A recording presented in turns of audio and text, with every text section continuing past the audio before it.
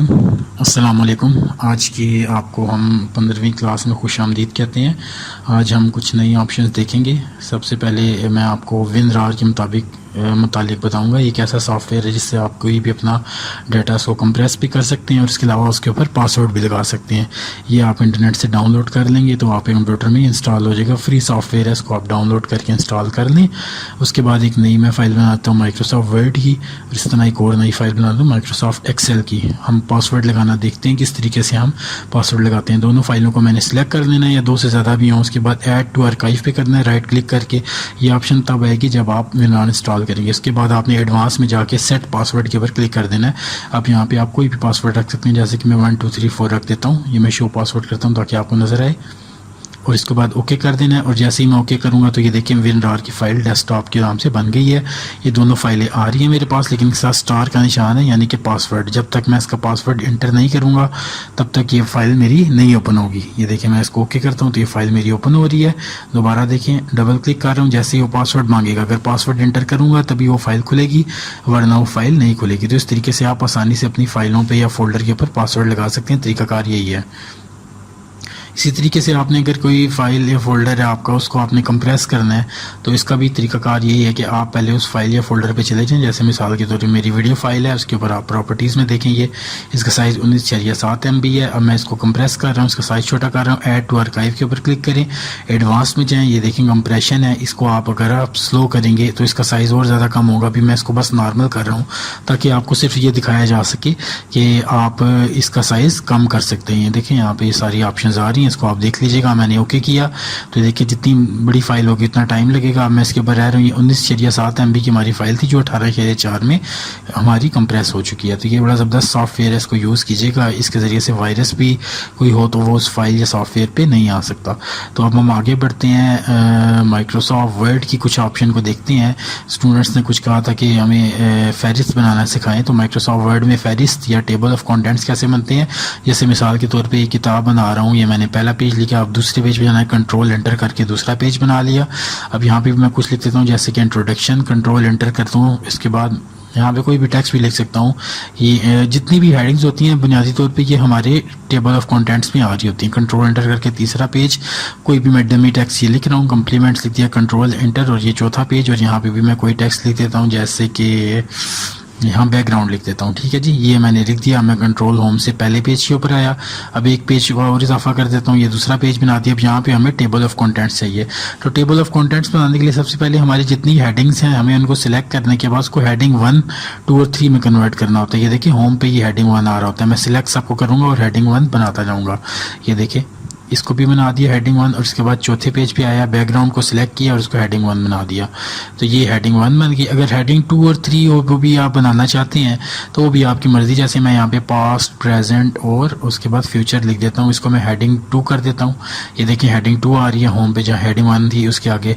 उसके बाद प्रेजेंट को हेडिंग 3 बना देता हूँ, और इस तरह से ही मैं फ्यूचर को सिलेक्ट करते हुए इसको मैं हेडिंग 4 बना देता हूँ। तो ये देखिए मेरी 3 सब हेडिंग्स बन गई। अब मैंने टेबल ऑफ कंटेंट बनाना है तो पहले सफ़े पे आ जाना है। उसके बाद मैंने जाना है जी रेफरेंस वाली टैब पे। ये जिस तरह होम मेन्यू आ रहा है इसी तरह आगे चौथे नंबर पे रेफरेंसेज है, इसके ऊपर जाके क्लिक कर देना है और टेबल ऑफ कंटेंट्स पे क्लिक करना है। यहाँ पे मुख्तलिफ स्टाइल के आ रहे हैं, जो स्टाइल हो। अगर आप सिंपल स्टाइल चुनना चाहते हैं सबसे पहले चुन लें। दोबारा मैं क्लिक करता हूँ टेबल ऑफ कंटेंट्स पे और ये पहले वाला स्टाइल चुन लेता हूँ। ये बेसिक स्टाइल है। देखिए इसके अंदर सारी हेडिंग्स हमारी ऑटोमेटिकली तरीके से ऐड होगी और आगे सफ़ा नंबर भी आ रहा है। जो पास्ट प्रेजेंट में आया थी सब हेडिंग्स वो देखें थोड़ा सा आगे आ रही हैं। आपने इस पे जाना है तो आपको सिंपल क्या करना पड़ेगा, टेबल ऑफ कंटेंट्स के ऊपर आपने जाना है और उसके बाद आप क्या कर सकते हैं, जैसे देखिए माई टीचर्स नहीं आ रही थी उसमें, मैंने इसको भी करना है, वही तरीका है, हेडिंग 2 कर दूंगा। अब ऊपर टेबल ऑफ कंटेंट्स में जाता हूँ, देखें यहाँ शो नहीं हो रही, इसके ऊपर आपने क्लिक करना है और अपडेट एंटायर टेबल कर देना है। तो बाद में भी अगर आप इसमें कोई चेंजिंग करना चाहे कर सकते हैं। तरीकाकार क्या है जाने का, कंट्रोल प्लस क्लिक, जैसे ही आप उस पर क्लिक करते हैं तो ऑटोमेटिकली आपको सफ़े के ऊपर ले जाता है। तो ये बड़ी ज़बरदस्त ऑप्शन है, इसको ज़रूर आप चेक कीजिएगा। टेबल ऑफ कंटेंट्स की माइक्रोसॉफ्ट वर्ड तो हमारा मुकम्मल हो गया, लेकिन इसमें ये ऑप्शन रहती थी तो मैंने कहा आपको ये सिखा दूँ।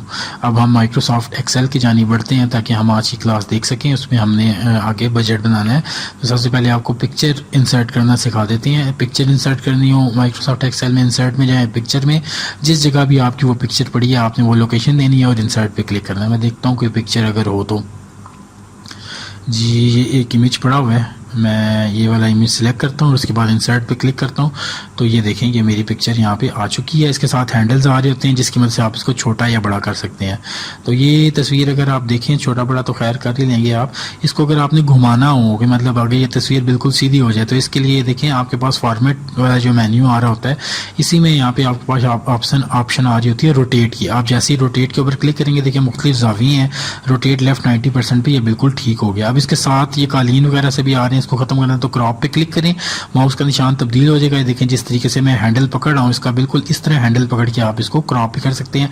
इंटर का बटन दबाएंगे तो वो तस्वीर कट जाएगी। तो ये एडिटिंग भी थोड़ी सी हो जाती है। इस तरह घुमाना चाहें तो ये एक येलो सा हैंडल आ रहा होता है, इसकी वजह से आप तस्वीर को घुमा भी सकते हैं। तो ये माइक्रोसॉफ्ट एक्सेल में ये काम होता है जो बुनियादी तौर पर आप तस्वीर का करते हैं। अब उसके बाद अगली चीज़ मैं आपको बता रहा हूँ जी कि अगर आपने हेडर एंड फुटर लगाना है तो आप क्या करते हैं जी, आप हेडर एंड फुटर वाले ऑप्शन के ऊपर जाते हैं और उसके बाद आप इंसर्ट के ऊपर जाके हेडर एंड फुटर यहाँ पे लिख सकते हैं। जैसे बजट 2022 लिखा है, अब मैं डबल क्लिक करता हूँ और उसके बाद फिर मैं नॉर्मल व्यू करता हूँ तो ये मेरा हर पेज के ऊपर हेडर कहते हैं जो टॉप पे नज़र आ रहा होता है। तो ये देखें हर पेज के ऊपर ये बजट मेरा लिखा हुआ आ रहा है। इसी तरीके से आप फुटर भी लगा सकते हैं। जैसे कि सफ़ा नंबर आपको हर पेज पे चाहिए तो इसको लगाने के लिए क्या तरीकाकार है जी, इसका भी यही सेम तरीकाकार है। आप इंसर्ट मेन्यू पे जाएंगे और उसके बाद फिर आपने हेडर पे क्लिक कर देना है और उसके बाद ये देखें गो टू फुटर, इसके ऊपर क्लिक करना है तो आप नीचे आ जाएंगे। आप पहले सफ़ा नंबर डालना चाह रहे हैं तो आप यहाँ पे कर देंगे जी पेज नंबर और उसके बाद ऑफ करके टोटल कितने पेज हैं तो नंबर ऑफ पेजेस भी आप डाल सकते हैं, यानी कि 1 of 3, 2 of 3। ये देखें आ रहा है। मैं इसका व्यू नॉर्मल करता हूँ और अब उसके बाद दोबारा मैं प्रीव्यू में जाता हूँ तो ये देखें यहाँ पे 1 of 3, 2 of 3, ये मैं नीचे आता हूँ। ये देखें ये ऑटोमेटिकली तरीके से यहाँ पे आ रहा है। तो इस तरीके से आप सफ़ा नंबर माइक्रोसॉफ्ट एक्सेल में डाल सकते हैं। ये चीज़ें हमने वर्ड में भी सीखी थी। ठीक है, उम्मीद है आपको इसकी समझ आ गई होगी। अब हम अगले टॉपिक की तरफ बढ़ते हैं कि किस तरीके से हमने माइक्रोसॉफ्ट एक्सेल के अंदर अपना बजट बनाना है। तो बजट बनाने का तरीकाकार हम सीखते हैं। तो सबसे पहले हमें क्या करना पड़ेगा जी, हमें अपनी वो जो फाइल है, जो हमारी माइक्रोसॉफ्ट एक्सेल की फ़ाइल है, हम उसको सेव एज़ कर लेते हैं डेस्कटॉप के ऊपर। मंथली बजट का मैं नाम दे के इसको सेव कर लेता हूँ तो ये वाली फ़ाइल हमारी यहाँ पे सेव हो जाएगी। ये देखिए मैंने डेस्कटॉप के ऊपर उसको नाम दिया और उसको सेव कर लिया। अब उसके बाद फिर मैंने आगे बढ़ना है जी। आगे बढ़ के मैं क्या करूँगा जी, इसको सबसे पहले मैंने हेडिंग दे देनी है मंथली बजट की और उसके बाद फिर मैं एक जल्दी से मेन्यू में आता हूँ, सीरियल नंबर, उसके बाद डिस्क्रिप्शन आ जाएगी, उसके बाद फिर क्वांटिटी आ जाएगी और उसके बाद आखिर में इसकी प्राइस आ जाएगी। ये मैं मंथली बजट यानी कि माहाना बजट बना रहा हूँ। सीरियल नंबर 1 2 लिख के इसको ड्रैग करते हुए नीचे लेके जाऊँगा तो ये सारे आ जाएंगे। जैसे कि मैं 18 डाल देता हूँ, इसको कम ज़्यादा भी आप अपनी ज़रूरत के मुताबिक कर सकते हैं।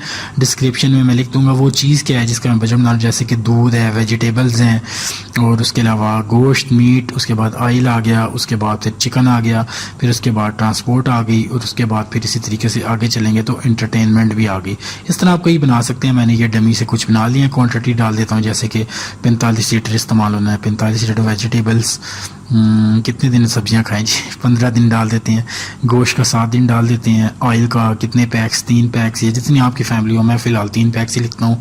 चिकन जितना भी आपके, जितने दिन आप चिकन खाना चाहते हैं, जैसे कि 7 डेज़ कर सकते हैं, 7 डेज़ कर दें। यहाँ पे कुछ भी कर सकते हैं, आपकी मर्ज़ी है। बहरहाल मैं फ़िलहाल यहाँ पे 7 डेज़ करता हूँ। उसके बाद ट्रांसपोर्ट पे आ जाते हैं। जैसे कि हफ्ता इतवार निकालें, 22 दिन बनते हैं, 22 दिन एक्सपेंस निकाल देते हैं। फिर एंटरटेनमेंट 3 डेज़ विज़िट, कहीं मैं बाहर जाना चाह रहा हूँ और उसके बाद मैं अब खर्चे डालूंगा कि कितने पैसे लगेंगे।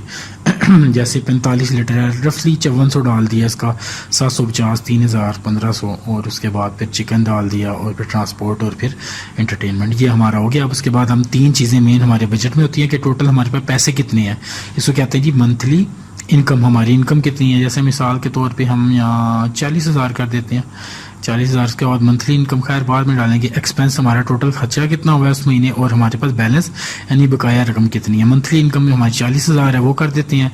इसके अंदर कॉमा डालना है तो ये देखिए कॉमे का निशान डालेंगे तो 40 के बाद कॉमा आ जाएगा। इशारिया ख़त्म करना आपको आता है, वो भी ख़त्म कर लेंगे। एक्सपेंस अब ये कैसे निकलेगा, सम के फार्मूले से बराबर सम छोटी ब्रैकेट और उसके बाद पहला सेल एड्रेस कॉलन और फिर आखिरी सेल एड्रेस। तो ये देखें सारे सेल आ जाते हैं। जैसे इंटर दबाऊंगा तो ये तमाम का तमाम एक्सपेंस जमा हो जाएगा। अब बैलेंस कैसे निकलेगा, टोटल मेरी मंथली इनकम माइनस एक्सपेंस। तो ये जवाब आ गया। बाद में भी अगर आप कोई चीज़ ऐड करना चाहते हैं, जैसे मिसाल के तौर पे क्लोथिंग आप ऐड करते हैं, देखिएगा ये ऑटोमेटिकली तरीके से जैसे मैं रकम डालूंगा तो एक्सपेंस और बैलेंस खुद अपडेट हो जाएगा। आपने देखा बड़ा ज़बरदस्त ये बजट बनाने का फार्मूला है जिसके अंदर से आप बजट बना सकते हैं।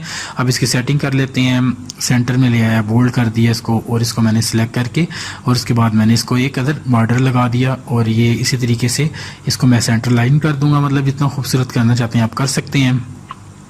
इसको थोड़ा कम किया, इसको सेंटर करके मैं बोल्ड भी कर देता हूँ। इसी तरीके से नीचे मंथली इनकम है, इसको सिलेक्ट करके मैंने इसके गिर्द भी बॉर्डर लगा दिया और बोल्ड कर दिया। तो इस तरीके से बेहतरीन अंदाज में हमारा ये यहाँ पे तैयार हो चुका है। ये तरीकाकार होता है।